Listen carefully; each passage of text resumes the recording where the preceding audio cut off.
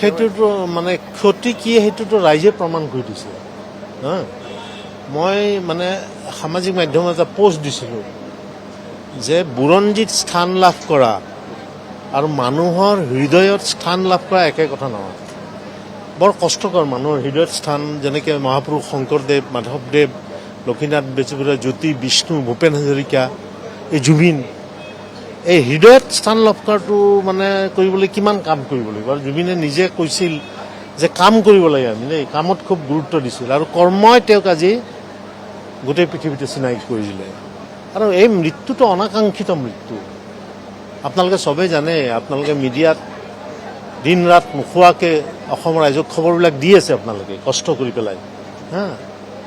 মানে কোনো এইটো মানি ল'ব পৰা নাই এইটোৱে কথা এইটো মানে তাৰ মাজতে এতিয়া ধৰা আহিছে কথাটো তেওঁ আকস্মিক মৃত্যু কোনেও সহজভাৱে ল'ব পৰা নাই কোনোবা ক্ষেত্ৰত এই সমগ্ৰ ঘটনা প্ৰক্ৰিয়াৰ তদন্ত বিচাৰিছে ইতিমধ্যে SIT গঠন কৰা হৈছে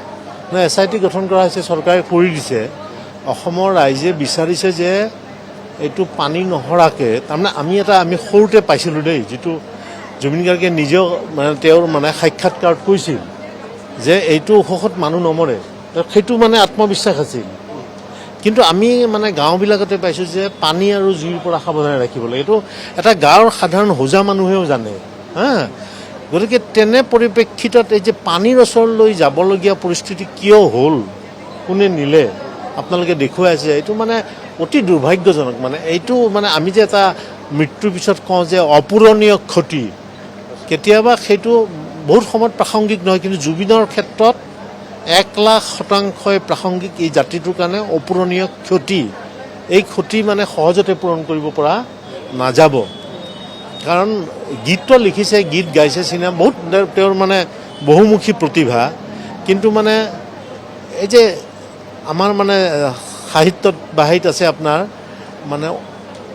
ছন্দত বা অনুপ্ৰাস অলংকাৰত লিখাটো বহুত টান হা আপোনাৰ সেইটো শংকৰদেৱে লিখিছে জ্যোতি বিষ্ণুৱে লিখিছে ভূপেন হাজৰিকাই লিখিছে আৰু জুবিনে আপোনালোকে এই মুক্তি কেছেটটোত যিটো শুনে মানে অনুপ্ৰাস অলংকাৰত লিখিছে বহুত টান কাম সেইটো হা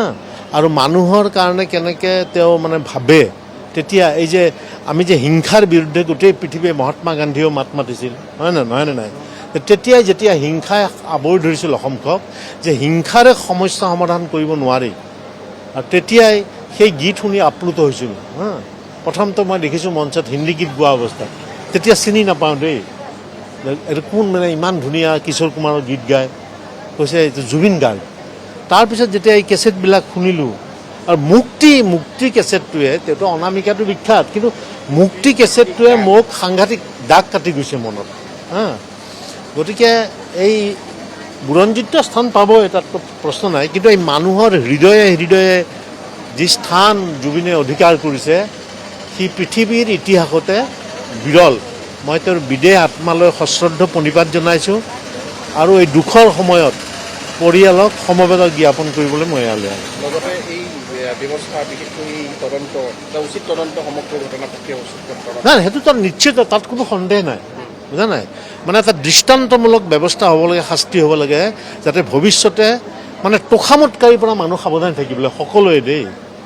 তোষামতকাৰীয়ে বিপদত পেলায় সমালোচক যিবিলাক সেইবিলাক আপোনালোকে এতিয়া মিডিয়াই সমালোচনা কৰে সেইবিলাক মিৰৰৰ নিচিনা আইনাৰ নিচিনা সেইকাৰণে আপোনাৰ এই কথাবিলাক বৰ দুৰ্ভাগ্যজনক আৰু এইটো মই বিচাৰোঁ যে শাস্তি পাওক দোষীসকলে আৰু ভৱিষ্যতে যেনে কোনো শিল্পীয়ে হওক সাহিত্যিকে হওক সাংবাদিকে হওক বা সমাজৰ যিবোৰ কাম কৰি থকা দিনে নিশাই মানুহ তেওঁলোকে যেনে এনেকুৱা বলি হ'ব নালাগে